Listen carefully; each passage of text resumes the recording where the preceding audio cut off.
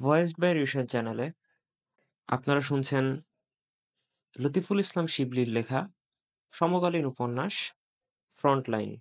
আজ দ্বিতীয় পর্ব। New York. জাতিসংঘের সদর দপ্তরে এবার সাধারণ পরিষদের অধিবেশনে বাংলাদেশের প্রেসিডেন্ট আব্দুস সালামের বক্তব্যে আঞ্চলিক রাজনীতিতে একটা ভূকম্প ঘটে গেছে। বর্তমান বিশ্ব রাজনীতির নতুন মেরুকরণের প্রেক্ষাপটে তার বক্তব্যের ভাষা অত্যন্ত কড়া হলেও নির্যাতিত বাস্তুচ্যুত মানুষের অধিকারের বিষয়ে এমন সহজ-সরল, প্রজ্ঞাপূর্ণ এবং বেপরোয়া সত্য ভাষণ সারা বিশ্বের শান্তিকামী মানুষদের কাছে দারুণভাবে সমাদৃত হয়েছে। জ্বালাময়ী এবং আবেগপূর্ণ ভাষণে তার মূল বক্তব্য ছিল, বাংলাদেশ এখন পৃথিবীর সবচেয়ে বড় শরণার্থী শিবিরের দেশ। নির্যাতিত যে জনগোষ্ঠী আমাদের দেশে আশ্রয় নিয়েছে, এই জাতিসংঘের ভাষায় তারা হলো বিশ্বের অন্যতম অত্যাচারিত সংখ্যালঘু। সভ্য মানুষের এই পৃথিবীতে সবার চোখের সামনে ঘটে গেছে সমসাময়িক কালের সবচেয়ে ভয়ানক আর নৃশংস গণহত্যা আর জাতি উচ্ছেদ। জাতীয়তাবাদী ঘৃণা উস্কে দিয়ে শুধুমাত্র ধর্মীয় পরিচয়ের কারণে রোহিঙ্গা মুসলিমদেরকে তাদের আবাসভূমি থেকে সমূলে উৎখাত করা হয়েছে। বার্মিজরা এমনকি তাদের রাষ্ট্রীয় দলিল দস্তাবেজ থেকে রোহিঙ্গাদের নাম নিশানা মুছে দিতে চায়। তারা ১৩৫টি জাতীয় নৃগোষ্ঠীর সরকারি তালিকায় রোহিঙ্গাদের নাম রাখেনি। তারা আরাকান নাম বদলে দিয়ে রেখেছে রাখাইন স্টেট। প্রাদেশিক রাজধানী আকিয়াবের বদলে নাম রেখেছে সিত্তে। এভাবে পুরো একটা জাতিসত্তাকে সব দিক দিয়ে উৎখাত করে বাকিদের ঠেলে দেওয়া হচ্ছে প্রতিবেশী দেশে। যুগের পর যুগ ধরে চলেছে রোহিঙ্গাদের ওপর এই নির্মমতা। জ্ঞান বিজ্ঞানে উন্নত এই সভ্য পৃথিবীর কারো রোহিঙ্গাদের নিয়ে কোনো মাথা ব্যথা আছে বলে মনে হয় না। আমাদের নিজেদের অনেক সমস্যা থাকা সত্ত্বেও আমরা ১ মিলিয়নের বেশি রোহিঙ্গাকে আমাদের নিজেদের দেশে আশ্রয় দিয়েছি। বিনিময়ে আমরা পেয়েছি প্রশংসা আর খয়রাতি সাহায্য। কিন্তু এই সমস্যার বাস্তব সমাধানে কেউ এগিয়ে আসেনি। যেন অনন্তকাল আমরা রোহিঙ্গাদের পালব। প্রাণী অধিকার রক্ষায় নিয়োজিত মানুষের একটা কুকুরছানার প্রতি যে মায়া আর ভালোবাসা রয়েছে, তার ১ ভাগ ভালোবাসাও মানুষের জন্য তাদের মধ্যে নেই। যারা অনবরত মানুষের অধিকার নিয়ে কথা বলে, এবিসি নিউজের সেই খবরটা আমি দেখেছি, যেখানে অসহায় রোহিঙ্গাদের গুলি ছুড়ে তাড়িয়ে দেওয়া হলো, আর জীবন রক্ষা করা হলো তাদের কুকুরছানাটির। সৃষ্টিকর্তা মাঝে মাঝে এভাবেই ভণ্ডদের মুখোশ খুলিয়ে দেন। সেদিনের পর আমরা ভালোমতো বুঝতে পেরেছি এই পৃথিবীতে রোহিঙ্গা সমস্যাকে কোন চোখে দেখে। সেদিনের পর থেকে আমরা বুঝতে পেরেছি, রোহিঙ্গা সমস্যা যেহেতু আমাদের কাঁধে এসে পড়েছে, সেহেতু এটা আমাদেরকেই সমাধান করতে হবে। আমি এই বিশ্ব সভ্যতায় সবাইকে জানিয়ে দিতে চাই যে, আমরা রোহিঙ্গাদেরকে আর বেশিদিন বহন করব না। আমরা আত্মমর্যাদাপূর্ণ স্বাধীন দেশ। কারো করুণায় নয়, বরং আমরা নিজেরাই এর সমাধান খুঁজব। শত শত বছর ধরে বংশপরম্পরায় রোহিঙ্গারা আরাকানের সন্তান। তাদের অধিকার আছে নিজ দেশে ফিরে যাওয়ার। অধিকার আদায়ে তাদের কোনো ন্যায্য দাবিকে বাংলাদেশ সমর্থন করবে। সেটা আলোচনার টেবিলে হলে আলোচনায়, শান্তিপূর্ণ হলে শান্তিতে, সংঘাত হলে সংঘাতে। আমি আশা করব বিশ্ব কমিউনিটি আমার এই বক্তব্যকে হালকাভাবে নেবে না। বরং তারা দ্রুত সাড়া দেবে এবং কার্যকরী ভূমিকা রাখবে। এই ইস্যুতে কোনো নীরবতাকে আর গ্রাহ্য করা হবে না। বরং নীরবতা এই অঞ্চলের শান্তি দ্রুত বিনষ্ট করে দেবে। সবার ভালোমতো এই পুরনো প্রবাদটা জেনে রাখা উচিত, নগরে আগুন লাগলে দেবালয় রক্ষা পায় না। অর্থনৈতিক রাজনৈতিক স্বার্থের কারণে আমাদের শক্তিশালী প্রতিবেশীরা মায়ানমারের সব ধরনের অন্যায় বছরের পর বছর উপেক্ষা করে গেছে। তারা প্রমাণ করেছে তাদের কাছে মানবতার চাইতে অর্থনীতি আর রাজনীতি বেশি গুরুত্বপূর্ণ। নির্যাতিত জনগোষ্ঠীর প্রতি এই উপেক শত শত বছর ধরেই হয়ে এসেছে। আমি একটু সেই ইতিহাস স্মরণ করিয়ে দিতে চাই। ১৪৩০ থেকে ১৪৩৪ সাল আরাকানে প্রাচীন মরক্কো রাজ্যের মুসলিম সম্রাট নারামেখলার শাসনকাল ছিল। সেটা প্রায় ২০০ বছর স্থায়ী ছিল। ১৬৩১ থেকে ১৬৩৫ সালের ঘটা ভয়াবহ দুর্ভিক্ষে অসংখ্য মানুষ প্রাণ হারায়, আর সেই সাথে মুসলিম শাসনের অবসান ঘটে। ১৬৬০ সালে আরাকানের রাজা থানধতুধম্মা নিজের রাষ্ট্রে আশ্রয় দেওয়া মোগল সম্রাট শাহজাদা পুত্র সুজাকে সপরিবারে হত্যা করে। তারপর থেকেই শুরু হয় সেখানে মুসলিমদের উপর অমানবিক অত্যাচার আর নিপীড়ন। প্রায় ৩৫০ বছর ধরে চলে এই নিপীড়ন। ১৭৮০ সালে বার্মার রাজা বোধাপোয়া আরাকান দখল করে। সেও চরমভাবে শুরু করে মুসলিম নিধন। ১৮২৮ সালে বার্মা চলে যায় ইংরেজদের দখলে। ১৯৩৭ সালে বার্মা স্বায়ত্তশাসন লাভ করলে সেখানকার উগ্র জাতীয়তাবাদী বৌদ্ধরা পরিকল্পিতভাবে সাম্প্রদায়িক দাঙ্গা শুরু করে। সেই দাঙ্গায় ৩০ লাখ মুসলিমকে হত্যা করা হয়। এভাবে শত শত বছর ধরে নির্যাতন সহ্য করে টিকে থাকা অসহায় জাতিটিকে মায়ানমার সরকার নাগরিক হিসেবে স্বীকৃতি দেওয়া দূরে থাক, নৃগোষ্ঠী হিসেবে মনে করে না। কিন্তু ইতিহাসের গতিপথ একইভাবে চলে না। সবকিছুর শেষ আছে। এই বার্মা বা বার্মিজরা শুধু মুসলিমদের উপরে নির্যাতন চালাচ্ছে তা নয়। শ্যান, কারেন জাতিগোষ্ঠীও নিপীড়ন আর নির্যাতনের শিকারে পরিণত হয়েছে। কয়েক ডজন নির্যাতিত জনগোষ্ঠী অস্ত্র তুলে নিতে বাধ্য হয়েছে বার্মিজ নির্যাতনের বিরুদ্ধে। আমি এই বিশ্ব সভায় মানুষের অধিকারের বিষয়ে সচেতন জাতিসমূহকে উদাত্ত আহ্বান জানাই, এই অঞ্চলের ভূরাজনীতিকে স্বার্থের অন্ধকারে আর না রেখে আলো ফেলুন। আমরা শান্তি চাই, কিন্তু সেই শান্তির জন্য যুদ্ধে জড়াতে চাই না।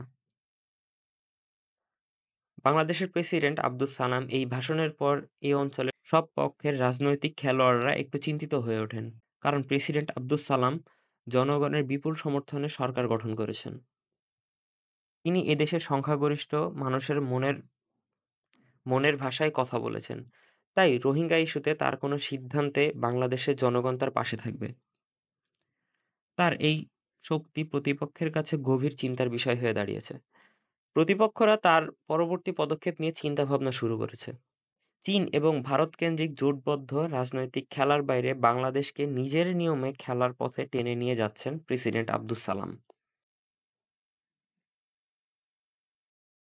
উখিয়া এবং টেকনাফের প্রায় ৫০ কিলোমিটার এলাকা জুড়ে ছড়ানো ৩২টি রোহিঙ্গা ক্যাম্পে বাস করছে প্রায় ১২ লক্ষ মানুষ। কুতুপালংয়ের ১০ নম্বর ক্যাম্পের ই ব্লকে ছোট ছাপড়া মসজিদটা বানানো হয়েছে টিলার ওপরে। ওপরে টিন, তিন দিক খোলা, মাথা সমান উঁচু ইটের প্রাচীর ঘেরা। মসজিদটা অনেকটা ওয়াচ টাওয়ারের মতো। চোখ ঘুরালে পুরো কুতুপালং রোহিঙ্গা শিবির দেখা যায়। নভেম্বরের প্রথম কুয়াশায় ঢেকে আছে দুঃখী মানুষদের সংগ্রামী জীবনের ক্ষতগুলো। জাতিসংঘের দুই সংস্থা ইউএসএইচসিআর এবং আইওএম থেকে দেওয়া তাঁবু আর প্লাস্টিক শিটের ছোট ছোট খুপড়িগুলোতে এখন তখন অনেকেই ঘুমিয়ে পড়েছে। মসজিদে এশার নামাজ শেষ হয়েছে অনেক আগে। ক্যাম্পের বৃদ্ধরা নামাজ শেষে দীর্ঘ সময় নিয়ে বসে বসে জিকির আর তাসবিহ তাহলিলে মশগুল থাকে। পাহাড়ে রাত বাড়তে থাকে আর ধীরে ধীরে মসজিদও ফাঁকা হতে থাকে। একসময় সবাই চলে যায়। মসজিদের এক কোণে সাদার ওপরে লাল চেকের ইয়েমেনি স্কার্ফ কেফায়া দিয়ে মাথা ঢেকে গভীর ধ্যানে বসেছিলেন যে ব্যক্তি, তিনি ধীর স্থিরভাবে চারপাশটা দেখে নিয়ে উঠে এসে বসলেন ইমাম সামিউল হাসানের সামনে। সালাম দিয়ে হাত বাড়িয়ে দিলেন।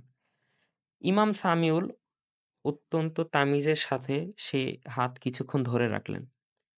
তারপর হাত ছেড়ে উনি উঠে দাঁড়িয়ে মসজিদের ভেতরে লাইটগুলো অফ করে দিলেন। হঠাৎ জমাট বাঁধা অন্ধকার গ্রাস করে ফেলল মসজিদের ভেতরটা। দুজন মানুষ মুখোমুখি চুপচাপ বসে আছে।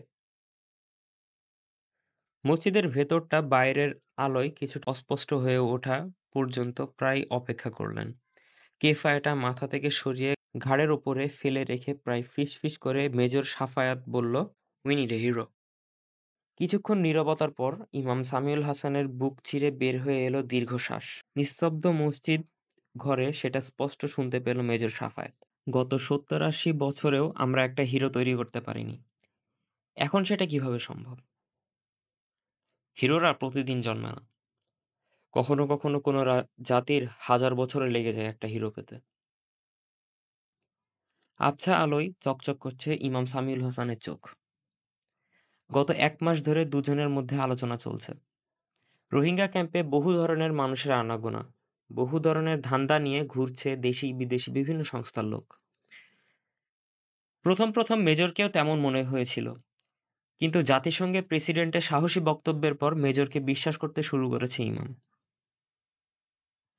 ধীরে, ধীরে বুঝতে পারছে মেজরের পরিকল্পনা। মেজর কোনো বাড়তি কথা বলে না। তবে যেটুকু বলে সেটুকুর মর্ম অনুধাবন করতে উত্তেজিত হয়ে ওঠে ইমাম সামিউল। সামিউল ছিল সেই ভাগ্যবানদের একজন যে বহু বাধা অতিক্রম করে রেঙ্গুন ইউনিভার্সিটিতে পলিটিক্যাল সায়েন্স ডিপার্টমেন্টে ভর্তি হতে পেরেছিল। মুসলিম ছাত্রদের জন্য এক অর্থে সেটা ভীষণ, ভীষণ দুরূহ ব্যাপার ছিল। ইউনিভার্সিটির উগ্রপন্থী বৌদ্ধ এবং ভিক্ষু জাতীয়তাবাদী ছাত্ররা তাকে কালা নামে ডাকত। আরাকানে ক্র্যাকডাউন শুরু হলে সে বাড়িতে রওনা দেয়। গ্রামে ঢোকার মুখেই সে দেখতে পায় বার্মিজ বাহিনী একটা সাইনবোর্ড লাগিয়ে রেখেছে। সেটাতে লেখা আছে মুসলিম মুক্ত গ্রাম। টানা ৫ দিন জঙ্গলে লুকিয়ে থেকে শেষ পর্যন্ত পৌঁছাতে পেরেছিল নিজের বাড়ির উঠানে। কয়েকটা আধপোড়া বাঁশমাত্র দাঁড়িয়ে ছিল, বাকি সব ছাই। মা, বাবা, ২ ভাই, ১ বোন, কারো কোনো খোঁজ পায়নি। গত ২০ বছরে তাদের আর কাউকেই খুঁজে পায়নি। এখন তার ৪১ বছর বয়স। ইংরেজি, বাংলা, আরবি, বার্মিজ ভাষায় অনর্গল কথা বলতে পারে। প্রাথমিক শিক্ষা ছিল মাদ্রাসায়। কোরআনে হাফেজ হয়েছিল ১১ বছর বয়সে। রোহিঙ্গা ক্যাম্পে সবাই তার শান্ত মার্জিত ব্যবহারের জন্য তাকে অনেক সম্মান করে। মসজিদে ইমামতি করার পাশাপাশি সকালে মক্তবে ওস্তাদ হিসেবে বাচ্চাদের দিনিয়াত পড়ায় আর দুপুর ১২টার থেকে স্কুলের মাস্টার। অঙ্ক, ইংরেজি আর সাধারণ জ্ঞান পড়ায় বাচ্চাদের। স্বজাতির মধ্যে শিক্ষার আলোটা জ্বালিয়ে রাখার জন্য নিজের জীবনটা উৎসর্গ করেছেন ইমাম সামিউল হাসান। তার শান্ত সৌম্য চেহারার আড়ালে বুকের ভেতর দাউ দাউ করে জ্বলে এক আগুন। সেই আগুন প্রথম দেখতেই টের পেয়েছিল ডিজিএফআইয়ের স্পেশাল এজেন্ট মেজর সাফায়েত। ভয় এবং সাহস দুটোই বড় সংক্রামক চরিত্র। কোনো প্রকার প্রতিরোধহীন কোনো প্রকার প্রতিরোধহীন নির্যাতন সহ্য করতে করতে একটা জাতির ভেতর থেকে সাহস হারিয়ে গেছে। আমাদের একজন সাহসী লোককে খুঁজে পেতে হবে, যাকে দেখে বাকি সবার মধ্যে সাহস তৈরি হবে।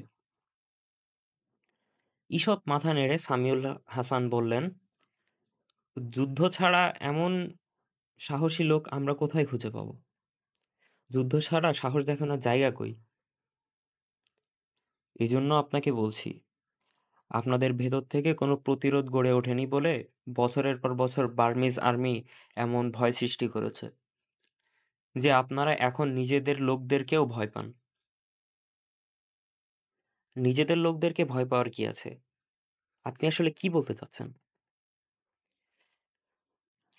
মেজর সাফায়াত ইমামের একটু ঘনিষ্ঠ হয়ে বলল, এই পুরো রোহিঙ্গা ক্যাম্পে ৫টা সন্ত্রাসী গ্রুপ সক্রিয় আছে। এরা চাঁদাবাজি, ডাকাতি, মাদক ব্যবসা, মুক্তিপণ আদায় সহ এমন কোনো অপকর্ম নেই যা করে না। এরা কারা? দীর্ঘশ্বাস ছেড়ে ইমাম বললেন, কারা আর? আমাদেরই লোক। যে দেশ এতগুলো মানুষকে আশ্রয় দিল, সেই দেশের ভেতরে এই অরাজকতা আর অকৃতজ্ঞতা। আপনাদের বাকি লোকেরা দিনের পর দিন নীরবে দেখে যাচ্ছে আর সহ্য করে যাচ্ছে। এদেরকে প্রতিরোধ করা কি এতই কঠিন? প্রশ্ন নিয়ে সরাসরি ইমামের চোখের দিকে তাকিয়ে থাকে মেজর সাফায়েত। চট করে ইমামের সামনে পুরো বিষয়টা পরিষ্কার হয়ে গেল। মেজর সাফায়াত ইমামের মনোভাব বুঝতে পেরে বলল, আত্মশুদ্ধি না হলে জাতিশুদ্ধি হয় না। যুদ্ধ আগে নিজেদের ভেতর থেকেই শুরু করতে হবে। এদেশের মানুষ আপনাদের হৃদয় উজাড় করে ভালোবাসা দিয়েছে। কিন্তু আপনাদের কিছু মানুষ সেই ভালোবাসাটা নষ্ট করে দিচ্ছে। এর বিরুদ্ধে দাঁড়াতে হবে। অন্তত কেউ একজনকে দাঁড়াতে হবে। আমাকে কেউ সেই একজনকে খুঁজে দেন। পুরো বিষয়টা বুঝতে পেরে ভেতরে, ভেতরে উত্তেজিত হয়ে ওঠেন ইমাম সামিউল হাসান। মেজর সাফায়েতের পরিকল্পনা ধরতে পেরেছেন। আর সেটার সাথে সাথেই তার একজনের কথা মনে পড়েছে। সে এখন একটা ঘটনার ভেতরেই আছে। ঘটনা মানে বিপদ। তার জেদ আর বেপরোয়া স্বভাবই তার এই বিপদ ডেকে এনেছে। আপোস করে চাইলেই এই বিপদ থেকে বের হয়ে আসতে পারে, কিন্তু বেপরোয়া স্বভাবের এই যুবক আপোস করবে না। দুর্ধর্ষ রোহিঙ্গা ডাকাত নুসু বাহিনী তার কাছে ৳১,০০,০০০ চাঁদা চেয়েছে। চাঁদার জন্য তাকে জঙ্গলে ৫ দিন আটকে রেখে অনেক মারধর করেছে। তাতে কাজ না হওয়াতে তাকে ১ সপ্তাহ সময় দিয়ে ছেড়ে দিয়েছে। এই ১ সপ্তাহের মধ্যে টাকা না দিলে তার মৃত্যু নিশ্চিত। নুসু বাহিনীর দাবি মতো টাকা তার কাছে আছে। প্রতিবেশী সবাই চায় কিছু কম বেশি দিয়ে সে যেন ঝামেলাটা মিটিয়ে ফেলে। সবাই তাই-ই করে। কিন্তু এই জেদি যুবক সেটা করবে না। ইমাম সামিউল হাসান গিয়েছিলেন তাকে বোঝাতে। অনেক চেষ্টা করেও তাকে বোঝানো সম্ভব হয়নি। এর আগেও কয়েকজন টাকা না দি এর আগেও কয়েকজন টাকা না দেওয়াতে নুসু বাহিনীর হাতে খুন হয়েছে। নুসু ও তার বাহিনীর মূলত থাকে বার্মার সীমান্তবর্তী জঙ্গলে। ফলে বাংলাদেশের প্রশাসন তার নাগাল পায় না। ক্যাম্পে অনেকে নুসু বাহিনীর হয়ে গোপনে কাজ করে। তারাই খবর দেয় কার কাছে বিদেশ থেকে টাকা আসে। আগামী সোমবার নুসু বাহিনীর লোক আসবে টাকা নিতে। মানে আর ৩ দিন বাকি আছে। পুরো বিষয়টা মেজর সাফায়েতকে বলার পর নীরবে পরস্পর পরস্পরের দিকে তাকিয়ে থাকে। কোন এক অজানা সম্ভাবনার খোঁজে চকচক করছে মেজরের চোখ। মেজর জানতে চায়, "কি নাম তার?" ইমাম বলেন, "Nasir Uddin, corona board survivor." আমি তাকে জিজ্ঞেস করেছিলাম, "এই যে তুমি এমন ভয়ংকর ডাকাত দলের সাথে ঘাউরামি করছো, তোমার ভয় লাগে না?" উত্তরে সে বলেছিল, "ট্রলার থেকে যেদিন নিজ হাতে মায়ের লাশ ছুঁড়ে ফেলেছিলাম, সেদিন সেই লাশের সাথে ভয় আর মায়া দুটোকেই আন্দামান সমুদ্রে ফেলে দিয়েছি। এশার নামাজ শেষ হয়েছে প্রায় ৩ ঘন্টা আগে। আজ হঠাৎ করে কুয়াশা বেশ ঘন হয়ে পড়েছে। নভেম্বরের শুরুতে সচরাচর এমন ঘন কুয়াশা দেখা যায় না। প্রকৃতির দুটো চাদর আছে, যার একটি কালো, অন্যটি সাদা। কালো অন্ধকার আর সাদা কুয়াশা দুটোই ঢেকে রাখে পৃথিবীর ক্ষত। এই অন্ধকার আর সাদা কুয়াশার ভেতর কি ভীষণ অনায়াসে লুকিয়ে আছে ১২ লক্ষ মানুষের দুর্বিষহ জীবন। কুয়াশা আর অন্ধকার ভেদ করে দূরে কোথাও কেঁদে ওঠে এক নবজাতক। আর সেই কান্নাটাই সত্য, যেটাকে লুকিয়ে রাখা যায় না। শক্তিশালী অন্ধকার আর কুয়াশা দুটোই পরাজিত হয় সেই নবজাতকের কান্নার কাছে। মসজিদের ভেতর আজ ৩ জন মানুষ গোল হয়ে বসে আছে। যেন কান খাড়া করে তীব্র মনোযোগ দিয়ে শুনছে সেই কান্নার আওয়াজ। যেন তারা অপেক্ষা করছে এই কান্নাটা শেষ হওয়ার। কয়েক মুহূর্ত পর সম্ভবত মায়ের বুকের ওমে থেমে গেছে সেই কান্না। ঠিক তখনই মেজর সাফায়াত সরাসরি জানতে চাইল, "নুসু বাহিনীর লোকজন কাল টাকা নিতে এলে তুমি কি করবে?" গজগজ করতে করতে নাসিরউদ্দিন উত্তর দিল, "এই টাকা মালয়েশিয়ায় আমার ভাইয়ের রক্ত ঘাম করা টাকা। কাল আমি কি করব জানি না। শুধু এটা জানি আমি ৳১ দেব না। টাকা না পেলে ওরা তোমাকে মারবে, এমনকি মেরেও ফেলতে পারে। আমি তো মরতেই চাই। আমার আর বাঁচতে ভাল লাগে না।" এক অজানা অভিমানে ধরে আসে নাসিরউদ্দিনের গলা। মেজর সাফায়াত হাত রাখে নাসিরউদ্দিনের পিঠে। মমতার স্পর্শ উল্টে দেয় আবেগের পেয়ালা। নাসিরউদ্দিনের চোয়াল শক্ত হয়ে ওঠে। নিঃশব্দে অশ্রু গড়িয়ে নামে তার গাল বেয়ে। মসজিদের রহস্যময় আলো আঁধারির মধ্যে তার অশ্রু মুক্তার দানার মতো চিকচিক করছে। পাশ থেকে আরেক হাত রাখেন ইমাম সামিউল হাসান। তারা তাকে কাঁদতে দেয়। অনেক দিনের কান্না জমেছিল নাসিরউদ্দিনের। শ্রাবণ ঢলের মতো তা গড়িয়ে নামছে নিঃশব্দে। এমনকি তার শরীরটাও কাঁপছে না।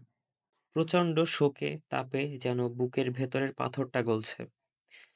দেশ ছাড়া হওয়া, পরিবার হারানো, নিজ হাতে মায়ের লাশ সমুদ্রে ছুঁড়ে ফেলা নাসিরউদ্দিন এই প্রথমবারের মতো কাঁদছে। মমতা মেশানো কণ্ঠে ইমাম সামিউল হাসান বললেন, "শোনো নাসিরউদ্দিন, আমাদের জন্মের যেমন কারণ আছে, মৃত্যুরও তেমন কারণ আছে। আল্লাহ যেমন এই বিশ্বজগৎ অনর্থক সৃষ্টি করেননি, ঠিক তেমনি আমরাও অনর্থক এই পৃথিবীতে আসিনি। ইমামকে থামিয়ে দিয়ে কথার মাঝখানে ঝট করে ডান দিকে ঘাড় ঘুরিয়ে জিজ্ঞেস করল নাসিরউদ্দিন, "তবে বলেন, আমি কেন এসেছি এই পৃথিবীতে?" ইমাম কোরআনের আয়াত তেলাওয়াত করে বললেন, "নিশ্চয়ই আমার প্রার্থনা, আমার কোরবানি, আমার জীবন, আমার মৃত্যু মহাবিশ্বের প্রতিপালক আল্লাহর জন্য। এত নিপীড়ন, নির্যাতন, জুলুম আমাদের উপর দিয়ে গেছে। আমরা কতবার কতভাবেই না মারা যেতে পারতাম। কিন্তু দেখো, আমরা এখনো দিব্যি বেঁচে আছি। এই যে এতদিন বেঁচে থাকলাম, এই বেঁচে থাকার মধ্যে তোমার আমার কি কোনো হাত আছে? তোমার অবাক লাগে না যে আমরা এখনো কিভাবে বেঁচে আছি?" ইমাম প্রশ্ন নিয়ে তাকিয়ে থাকেন নাসিরউদ্দিনের মুখের দিকে। নাসিরউদ্দিন ধীরে, ধীরে ঘাড় ঘুরিয়ে তাকায় মাটির দিকে। ইমাম গম্ভীর স্বরে বললেন, "আমাদের অনেক কাজ আছে নাসিরউদ্দিন। হয়তো সেই কাজটা শেষ না হওয়া পর্যন্ত আমরা বেঁচে থাকব। শেষ নিঃশ্বাস পর্যন্ত বেঁচে থাকব।" জামার আস্তিন দিয়ে চোখের জল মুছে ফেলেছে নাসিরউদ্দিন। মেজর সাফায়েতের মনে হলো ইমাম সামিউল হাসান আর ১০টা রোহিঙ্গাদের মতো কোনো সাধারণ লোক নন। তার কথার ভেতরে বাড়তি কিছু একটা রয়েছে, যা নাসিরউদ্দিনের ভেতরে একটা প্রশান্তি এনে দিয়েছে। পরিবর্তনটা মেজরকে কিছুটা অবাক করে দিল। ইমামের কণ্ঠে এমন কিছু ছিল যা নাসিরউদ্দিনকে স্বস্তি দিচ্ছে।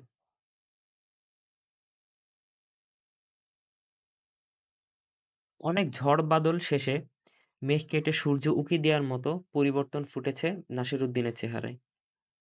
আবেগ কেটে বাস্তবতায় ফিরেছে সে। শান্ত গলায় বলে, "আমি এখন কি করব বলেন ইমাম সাহেব? আপনি যা বলবেন আমি তাই করব। আপনি বললে নসু বাহিনীদের দাবিমতো টাকাও দিয়ে দেব।" সিদ্ধান্ত জানার জন্য ইমামের মুখের দিকে তাকিয়ে থাকে নাসিরউদ্দিন। যেদিন নাসিরউদ্দিন হঠাৎ এমন বদলে যাবে ভাবতে পারেনি ইমাম। একদৃষ্টিতে তাকিয়ে থাকে পরস্পরের দিকে। আবার জিজ্ঞেস করে নাসিরউদ্দিন, "দিয়ে দিব টাকা?" বাম দিক থেকে মেজর উত্তর দিল, "না।" মেজরের দিকে তাকিয়ে জানতে চাইল, "তাহলে কি করব?" ইমাম বললেন, "তাই করবে যা করতে বলেছেন আমাদের নবী সাল্লাল্লাহু আলাইহি ওয়াসাল্লাম।" "কি করতে বলেছেন তিনি?"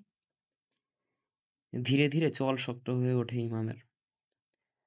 মুহূর্তে জেগে ওঠে তার বুকের ভেতর লুকিয়ে থাকা দীর্ঘদিনের আগুন। স্পষ্ট উচ্চারণে ইমাম বলেন, তিনি বলেছেন, "তোমার জালিম ভাইয়ের হাতকে চেপে ধরো।" অবাক হয়ে ইমামের দিকে তাকিয়ে থাকে নাসিরউদ্দিন। নিরীহ শান্তশিষ্ট ইমামের চেহারা যেন অপরিচিত হয়ে উঠল। ইমাম কি বলতে চাচ্ছেন সেটা সে বুঝে ফেলেছে। ভয়ঙ্কর রোহিঙ্গা ডাকাত নসু বাহিনীর বিরুদ্ধে দাঁড়ানোর কথা কেউ কল্পনাও করতে পারে না। সবাই তাকে টাকা দিয়ে জীবন বাঁচানোর পরামর্শ দিয়েছে। নাসিরউদ্দিনের জেদি একরোখা মনোভাবের কারণে অন্যরাও তাকে এড়িয়ে চলা শুরু করেছে। তার সঙ্গে থেকে নসু বাহিনীর বদনজরে কেউ পড়তে চায় না। এমনকি কিছুদিন আগে ইমাম সাহেবও তাকে আপোস করার বুদ্ধি দিচ্ছিলেন। কিন্তু আজ পরিস্থিতি সম্পূর্ণ ভিন্ন। ইমাম তাকে যা বললেন তার অর্থ আরও বিপজ্জনক। নাসিরউদ্দিন জিজ্ঞেস করল, "আজ আপনি উল্টো কথা বলছেন কেন?" "কারণ তুমি আমাকে সোজা পথ দেখিয়েছ। তুমিই ঠিক। তুমি অন্যায়ের কাছে মাথা নত করোনি। আমি তোমাকে আপোস করতে বলে ভুল করেছি।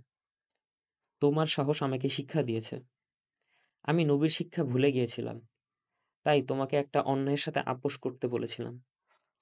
আজ নিজেকে শুধরে নিলাম। তুমি ন্যায়ের উপরে আছো।" ইমামের মোটিভেশন করার দক্ষতা দেখে মুগ্ধ মেজর সাফায়াত। নাসিরউদ্দিনের একগুঁয়ে পরিণামদর্শী জেদ ধরা কাজটা সুন্দর একটা নৈতিক ভিত্তির উপর দাঁড় করিয়ে দিলেন ইমাম সামিউল হাসান। আদর্শ বা নৈতিক ভিত্তি যেকোনো একটা কাজে বাড়তি শক্তি যোগায়। ইমাম বললেন, "তুমি যা করছো এর নামই ঈমান। মুসলমানের ঈমান হলো অন্যায়ের কাছে মাথা নত না করা। আমি এতদিন যা করেছি তার পরিণাম নিয়ে আমি চিন্তা করিনি। আমি ভেবেছি তারা আমার কি এমন ক্ষতি করতে পারে? বড়জোর আমাকে মেরে ফেলবে। বিশ্বাস করেন ইমাম সাহেব, মৃত্যুকে আমি এক বিন্দুও ভয় পাই না। আর সেটাই আমার একমাত্র শক্তি। কিন্তু আজ আপনি যেটা করতে বলছেন, সেটা কি আমি নসু বাহিনীর বিরুদ্ধে একা করতে পারবো? ইমাম স্নেহমাখা অথচ দৃঢ় কণ্ঠে বললেন, নাসিরউদ্দিন, তুমি ন্যায়ের উপরে আছো। তুমি মজলুম। মজলুমের দোয়া আর আল্লাহর মাঝখানে কোনো পর্দা থাকে না। তুমি একা নও। তোমার সাথে আল্লাহ আছেন। মেজর সাফায়াত যোগ দিয়ে বলল, আমরাও আছি তোমার সঙ্গে। হঠাৎ মেজরের দিকে ঘুরে তাকালো নাসিরউদ্দিন। মেজরকে ভালো মতো দেখল। যেন এতক্ষণ পর মেজরের উপস্থিতি টের পেল। মেজরের বেশভূষা রোহিঙ্গাদের মতোই, শুধু উচ্চারণটা আলাদা। মুখ ঘুরিয়ে ইমামকে জিজ্ঞেস করলেন, ইনি কে? এনার পরিচয় কি? এই প্রশ্নে ইমাম কিছুটা সতর্ক হয়ে উঠলেন। বললেন, ইনি আমার বন্ধু। তোমার বিষয়টা উনি সব জানেন। তোমাকে সাহায্য করতে চান। এর বেশি এখন জানতে চেও না। আমার প্রতি বিশ্বাস রেখো। ইমাম শিক্ষিত মানুষ। বিভিন্ন এনজিও ও বিদেশি সাংবাদিকরা এলে ইমাম তাদের সাথে ইংরেজিতে কথা বলেন। অনেক লোকজনের সাথে তার জানাশোনা। ক্যাম্পের সবাই ভালো মানুষ হিসেবে ইমামকে শ্রদ্ধা করে, মানে। তার এই বিপদে ইমাম যেভাবে তার পাশে এসে দাঁড়িয়েছেন, তাকে অবিশ্বাস করার কোনো প্রশ্নই আসে না। আশ্বস্ত হয়ে মাথা ঝাঁকালো নাসিরউদ্দিন। সঙ্গে সঙ্গে মেজর জিজ্ঞেস করল, ওরা যখন তোমার কাছে আসে, কয়জন করে আসে? ২ জন করে আসে। প্রতি ব্লকে ওদের ২ জন করে লোক এই কাজ করে। কখন আসে? আসার সময় ঠিক নেই। দিনে রাতে যেকোনো সময় আসে। হাতে অস্ত্র নিয়ে আসে। নসু বাহিনীকে সবাই এত ভয় পায় যে মানুষকে দেখানোর জন্য তাদের অস্ত্র বের করতে হয় না। তবে এটা ঠিক, ওদের কাছে কিছু না কিছু থাকে। আমাকে জঙ্গলে যখন আটকে রেখেছিল, ও তখন তাদের হাতে পিস্তল আর AK-47 এর মতো অস্ত্র দেখেছিলাম। নাসির উদ্দিনের আরো ঘনিষ্ঠ হয়ে গম্ভীর কণ্ঠে মেজর বলল, তুমি ওদের ২ জনের সাথে লড়তে পারবে? হঠাৎ আনমনা হয়ে পড়ে নাসির উদ্দিন। মনে পড়ে জঙ্গলে ওরা তাকে কি ভীষণ কষ্ট দিয়েছিল শুধু টাকা পাওয়ার লোভে। শুধু টাকা পাওয়ার লোভে তারা তাকে বাঁচিয়ে রেখেছিল। নাসিরউদ্দিনের এমন কেউ নেই যে জিম্মি করলে তাকে টাকা দিয়ে ছাড়িয়ে নিয়ে যাবে। তার মা বেঁচে থাকলে হয়তো তাই-ই করত। তার স্বস্তি লেগেছিল এই ভেবে যে তার মাকে অন্তত এই কষ্টটা পেতে হয়নি। পৃথিবীতে একা হয়ে যাওয়ার কিছু সুবিধা আছে। প্রিয়জনদের কোনো দুঃখ কষ্ট দেখতে হয় না। থাকে না কোনো বিয়োগ বেদনা। নাসিরউদ্দিন তার ভাইকেও এসব কিছু জানায়নি। দূর দেশে থাকা ভাইয়ের কষ্টটা আর বাড়াতে চায়নি। একা মানুষের পক্ষে বেপরোয়া আর সাহসী হওয়া অনেক সহজ। অনেক কান্নার পর হালকা হয়ে ওঠা নাসিরউদ্দিনের ভেতর পুরানো জেদটা আবার জেগে ওঠে। নাসিরউদ্দিনের চোখে চোখ রেখে দৃঢ় কণ্ঠে বলে, ২ জন কেন? ওরা ৪ জন এলেও আমি লড়তে পারবো। ওরা সবাই ইয়াবাখোর। একটার গায়েও কোনো শক্তি নাই। ওদেরকে মানুষ ভয় পায় বলে কেউ লড়তে সাহস পায় না। এই কাজটাই তোমাকে করতে হবে। ওদের ব্যাপারে এই ভয়টা ভেঙে দিতে হবে। খালি হাতে ওদের ২ জনকে আমি ঠিকই পেটাতে পারবো। কিন্তু ওরা অস্ত্র নিয়ে আসলে কি করব? অস্ত্র নিয়ে আসলে আমি সামলাবো। এ কথায় অবাক হয় নাসিরউদ্দিন। কেন এই লোকটা গায়ে পড়ে তার বিপদে জড়াচ্ছে। বোঝার জন্য ইমাম সামিউল হোসেনের দিকে তাকায় নাসিরউদ্দিন। ইমাম তাকে আশ্বস্ত করার জন্য হ্যাঁ সূচক মাথা ঝোঁকায়। মেজর তার মনোবল বৃদ্ধি করার জন্য কোমরে গোঁজা 9mm পিস্তলটা বের করে নাসিরউদ্দিনের মুখের সামনে তুলে ধরে। অবাক বিস্ময় নিয়ে নাসিরউদ্দিন সেটার দিকে তাকিয়ে থাকে। কয়েক মুহূর্ত পর হাত বাড়িয়ে সেটা ধরতে চায়, কিন্তু মেজর সেটা সরিয়ে নিয়ে আবার নিজের কোমরে গুঁজে রেখে বলে, এটা আমার কাজ। ওরা অস্ত্র বের করলে আমি সামলাবো। তোমার কাজ ওদেরকে খালি হাতে পেটানো, পিটিয়ে পুলিশের হাতে তুলে দিবে। তোমার পক্ষ থেকে থানায় জিডি করা আছে। আরো অবাক হয়ে নাসিরউদ্দিন জিজ্ঞেস করে, সত্যি করে বলেন তো ভাই আপনি লোকটা কে? এই প্রশ্নে মেজরের মুখে ঈষৎ হাসি ছড়িয়ে পড়ে। বলে, আমি তোমার বন্ধু। আমি তোমার সেই বন্ধু যে তোমাকে বিপদে রেখে কখনো পালিয়ে যাবে না। এই ২ জন মানুষের প্রতি বিশ্বাস নাসিরউদ্দিনের আত্মবিশ্বাস ভীষণ রকম বাড়িয়ে দিয়েছে। তার চোখে মুখে খেলা করতে শুরু করেছে প্রতিশোধ নেওয়ার দৃঢ় প্রত্যয়। ইমাম আর মেজর সাফায়েত দুজনই সেটা টের পাচ্ছে। মেজর সাফায়েতের কেবলই মনে হচ্ছে, গত ৬-৭ মাস ধরে পুরো রোহিঙ্গা ক্যাম্প খুঁজে ফেরা সেই লোকটি এখন বসে আছে তার সামনে।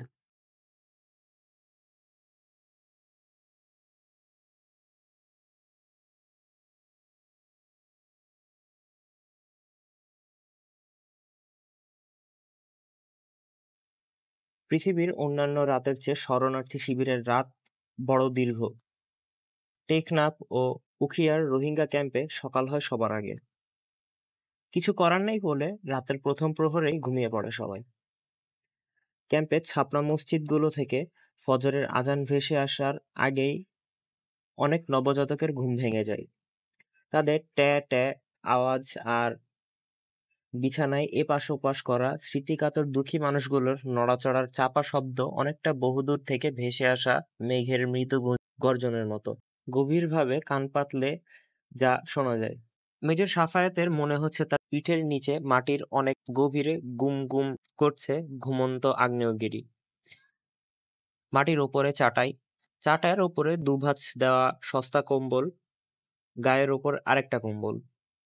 শেষ রাতের দিক থেকে তাপমাত্রা নেমে যাওয়াতে বাকি সময়টা আর ঠিকমতো ঘুমাতে পারেনি। একটা বিশাল জনগোষ্ঠীর দুঃখ, শোক, যতনার ভার বহন করছে এখন এই মাটি। নাসিরউদ্দিনের প্লাস্টিক ছাওয়া কুঁড়েঘরটা এখন টিলার ঢালে। দুপাশে সারি সারি ঘরের মাঝখান দিয়ে যেন একটা রাস্তা উঠে গেছে নাসিরউদ্দিনের ঘরের দরজায়। একদিকে শীত আর অন্যদিকে নাসিরউদ্দিনকে ঘিরে পরিকল্পনা। রাতে ঠিকমতো ঘুমাতে পারেনি মেজর সাফায়েত। আপনারা শুনছিলেন ভয়েস বাই রিশান চ্যানেলে লতিফুল ইসলাম শিবলির লেখা সমকালীন উপন্যাস ফ্রন্টলাইন ২য় পর্ব। আমার সাথে থাকার জন্য ধন্যবাদ। দেখা হচ্ছে আগামী সপ্তাহে।